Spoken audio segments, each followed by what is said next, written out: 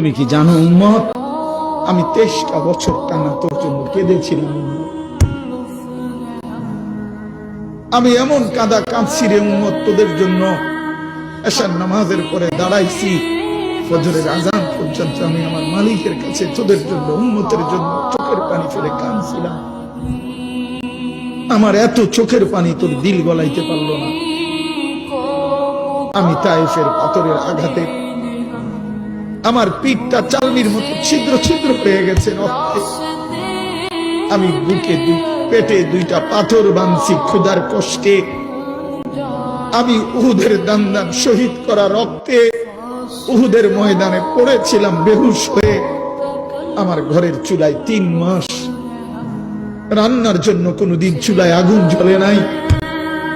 আমার এত চোখের পানি, এত রক্ত, এত ক্ষুধার কষ্ট, কিছুই তোর মন গলাইতে পারলো না, তোরে সেজদা দিতে পারলো না।